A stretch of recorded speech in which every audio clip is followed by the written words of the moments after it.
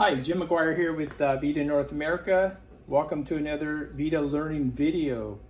Today we'll be working with the vPad, the excellent vPad, and the 6,000 amp furnace, and we are going to go over how to change your cycle curve. So every time you select a profile within your vPad, you have these choices. The only one that you cannot change is the VITA program. These are two additional tabs that we have added. You have probably added one during your initial setup that's maybe called new profile. So within that profile, I have a few different types of porcelain firing curves. So one's called glazing porcelain, one's called old firing program 2, and one's called additional. So if we go into any of these cycles, we now display the actual firing curve, the actual program. So let me go over this real quick. So we've got a new porcelain, a new material that you want to change. If you get the firing instructions from the manufacturer, you can now start entering the different times, temperatures, heat rate, and so forth. You can do this, you can edit this program by touching the individual tabs. This tab here is to set the drying temperature. So let's say that I wanted, my material calls out 400 degrees. So I will click 400. And let's say the pre-dry time, let's say it's a heavy material, a lot of porcelain, I need some additional pre-dry time. Let's go with 6 minutes.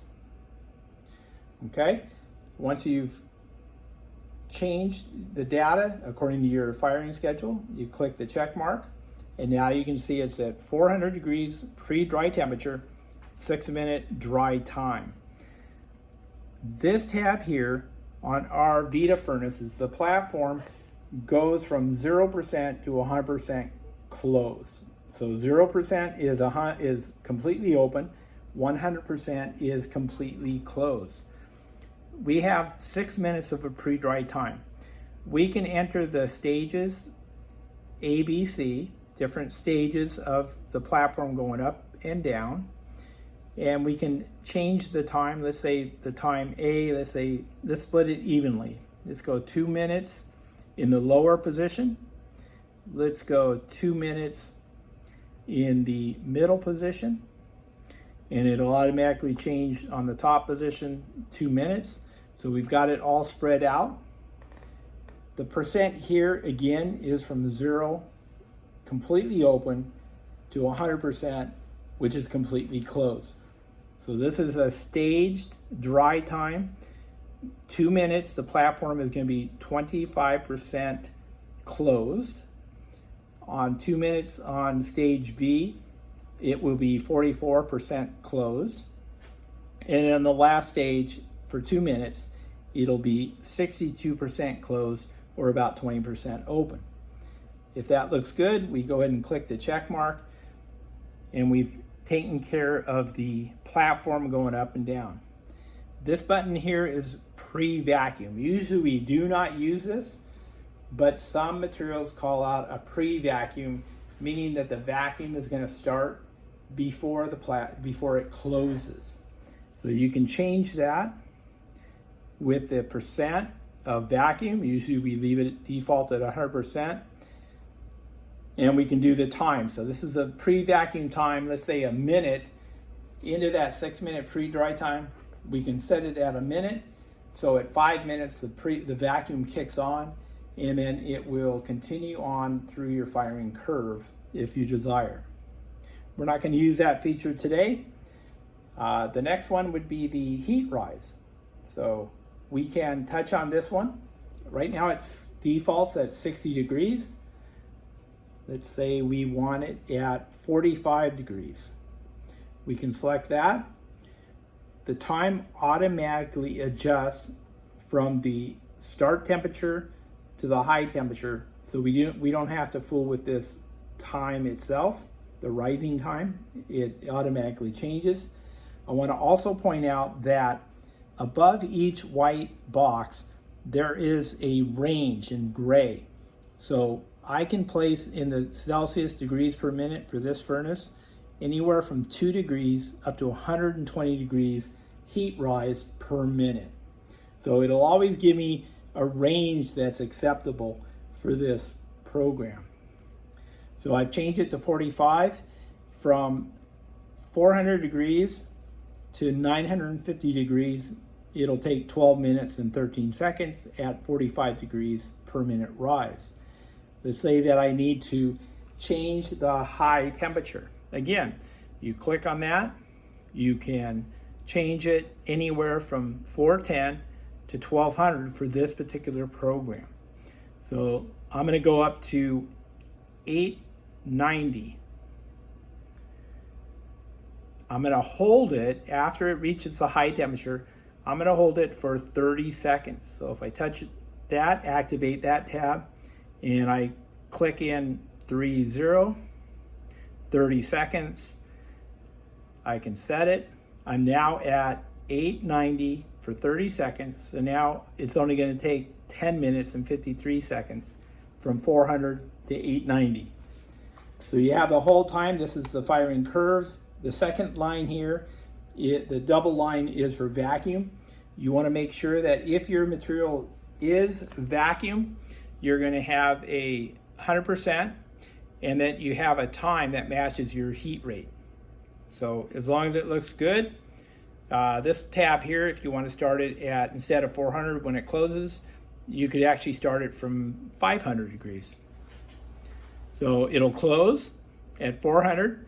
Once it reaches 500 degrees, the vacuum will now kick on at 100%. Now we're left with the cooling curve. So some materials, especially metal porcelains, sometimes require a slow cool. Or if you're working with zirconia and it's full contour and you've layered some porcelain, you want to make sure that you have a nice cooling curve. So this tab, we're going to touch on that. We want it after the high temperature. Let's say that we know that the porcelain and the framework material is stable at 500 degrees. So we are going to enter 500 degrees. That'll be the temperature that the tray will stay in the position that you'd like until it reaches 500 degrees. We can create a time if you want. So we can hold it at 500 at any time from 0 to 60 minutes or an hour. If you're going to use the cool down, you want to make sure that it's activated. So if the activation button is not tick marked, it's not going to slow cool. We can click the check mark. We're set it at 500 degrees. We want the furnace, the lift. What we want is to have it 80% or plus. On large zirconia frameworks, I would use it at 100%, meaning that the tray is closed 100%. In this case, I'm good with about 80%, so I'll click 80, do the tick mark. So now what it's going to do is reach a high temperature. It will hold for 30 seconds. It'll stay 80% closed until it reaches 500 degrees, and then from 500 degrees the tray will drop down. Now when you've changed a program, you want to make sure that you click the save button. Okay, so other features on your firing program, this is the activation for night mode. So before you start your firing cycle, if you touch on the night mode and highlight it, if this is the last program for the night, it will, when you leave, the tray will come down, the temperature will eventually cool down, and at about 200 degrees, the platform will then go back into the chamber and just sit there at room temperature. It'll automatically turn off when you come back in the morning. You can toggle the furnace back on. So that's a feature that's available called night mode. This, of course, is your stop button, save button, night mode. This is more for information, for data. And if there was any background information that you've incorporated into this tab, this would be highlighted as well. So we've created the new cycle to what we want. We've saved it. We can go back. This program here, if at the beginning of your initial setup, if you said yes, you want auto standby, it will bypass this screen here. But since I said no, it's asking me after the program, what do I want to do? Do I want to put it in the standby mode, which would be 500 degrees, or no standby, which would be just room temperature? I'm just going to go no standby, and there you have it.